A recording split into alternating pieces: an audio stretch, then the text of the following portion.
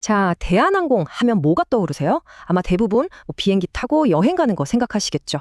근데요, 만약에 시장이 전혀 주목하지 않는 대한항공에 숨겨진 거대한 날개가 있다면요? 오늘 이 자료를 통해선 우리가 알던 그 대한항공이 아니라 글로벌 항공우주 그리고 방산 기업으로 날아오르는 그 숨겨진 이야기를 한번 제대로 파헤쳐 보겠습니다. 자, 바로 이 그림이 오늘 얘기의 핵심입니다. 핵심. 왼쪽을 보세요. 이게 바로 시장의 평범한 시선이에요. 대한항공은 그냥 사람 나르는 회사. 근데 오른쪽은 좀 다르죠? 소위 똑똑한 돈들은 대한항공을 이미 글로벌 항공우주, 방산기업으로 보고 있다는 겁니다. 바로 이 생각의 차이, 이 갭 안에 어마어마한 기회가 숨어 있는 거죠. 이 엄청난 변화를 제대로 이해하려면 오늘 딱 6가지 포인트를 짚어볼게요. 먼저 대한항공이 어떻게 다른 회사가 됐는지, 그리고 그 안에 숨겨진 가치가 숫자로 얼마인지, 또 이걸 가능하게 한 성장 엔진은 뭔지, 왜 세계적인 회사들이 대한항공을 콕 집었는지 볼 거고요. 마지막으로 앞으로의 구체적인 시나리오랑 큰 그림까지 한번 같이 그려보시죠. 자, 첫 번째입니다. 대한항공은 이제 완전히 다른 종류의 항공사가 됐습니다. 핵심이 뭐냐고요? 더 이상 그냥 여행객 싣고 다니는 회사가 아니라는 거예요. 이제는 최첨단 기술을 다루는 방산, 우주산업의 핵심 선수로 뭐랄까 체질 개선을 완벽하게 끝냈습니다.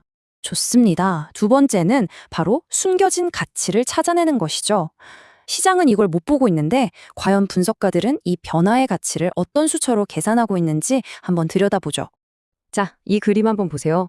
가치 평가가 얼마나 불균형한지 딱 보이죠?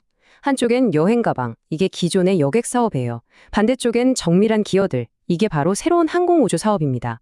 근데 저울을 확 기울게 만드는 게 저기 붙어있는 15배 EBITDA라는 꼬리표죠. 여기서 EBITDA는 어렵게 생각할 거 없이 그냥 회사가 장사해서 실제로 버는 현금 능력, 이 정도로 보시면 돼요. 이걸 무려 15배나 쳐준다는 겁니다. 엄청나죠? 네, 바로 이 숫자 15배가 진짜 핵심입니다. 몇몇 증권사에서 대한항공의 항공우주 사업부를 그냥 항공사가 아니라 세계적인 방산기업들이랑 똑같은 잣대로, 그러니까 EBITA 멀티플 15배를 적용하기 시작한 거예요. 그랬더니 와, 시장이 아직 발견도 못한 1조 5천억에서 많게는 2조 원짜리 가치가 그냥 숨어 있었다는 게 드러난 거죠. 자, 그럼 세 번째. 대체 어떤 엔진으로 이런 변화를 이끌고 있을까요? 이 엄청난 체질 개선 뒤에는요, 폭발적인 성장과 아주 영리한 전략적 방향 전환, 이 두 개의 강력한 엔진이 있습니다. 첫 번째 엔진, 바로 항공우주 사업본부의 폭발적인 성장입니다. 이 그래프 좀 보세요. 그냥 정비 빼고도 성장세가 와, 장난이 아니죠. 이미 따놓은 일감, 그러니까 수주잔고만 4조 원에 가깝고요. 2026년에 매출 1조 원 넘는 건 그냥 목표가 아니라 거의 뭐 정해진 미래나 다름없습니다. 그리고 두 번째 엔진은 바로 포트폴리오의 대전환입니다. 지금 대한항공의 항공우주 사업은 보시는 것처럼 민간 항공기 부품 만드는 게 한 60% 정도 돼요.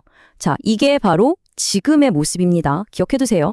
하지만 2030년이 되면요, 그림이 완전히 바뀝니다. 사업 구조 자체가 돈이 훨씬 많이 남는, 그러니까 고마진의 무인기나 특수군용기 같은 방산 중심으로 확 바뀌는 거죠. 이건 그냥 매출 비중이 변하는 수준이 아니라 회사가 돈 버는 방식, 그 퀄리티 자체가 근본적으로 달라진다는 뜻이에요. 네 번째 포인트입니다. 글로벌 거물들이 선택했다는 거죠. 대한항공이 우리 잘해요라고 혼자 외치는 게 아니라는 겁니다. 전 세계 최고의 항공우주, 방산기업들이 직접 파트너로 콕 집어서 그 기술력을 인정해주고 있는 거죠. 그 첫 번째 파트너 누군 줄 아세요? 바로 항공업계의 절대 강자, 보잉입니다. 무려 1조 2천억 원짜리 비행기 동체랑 날개 구조물 공급 계약을 연장했어요. 이 말은 뭐냐? 대한항공 부품 만드는 실력이 그냥 월드클래스라는 도장을 쾅 찍어준 거나 마찬가지입니다. 다음 파트너는 미국의 아주 핫한 방산기업 안두릴입니다. 여기가 뭘 하는 곳이냐면 앞으로 전쟁의 판도를 바꿀 게임 체인저, 바로 무인기 분야의 선두주자거든요. 근데 이 회사가 아시아 태평양 기업 파트너로 대한항공을 선택하고 차세대 기술을 같이 만들고 있다는 거예요. 이거야말로 미래 먹거리의 핵심을 꽉 잡은 거죠. 그리고 L3 해리스와의 협력도 빼놓을 수가 없죠. 6천억 원이 넘는 규모의 공군 항공 통제기 사업을 같이 하고 있거든요. 공동 개발에 국내에서 개조까지. 이건 대한항공이 아주 복잡한 최첨단 시스템들을 하나로 묶어내는 능력이 얼마나 뛰어난지를 그냥 보여주는 확실한 증거입니다. 자, 다섯 번째입니다. 이륙을 위한 두 가지 시나리오.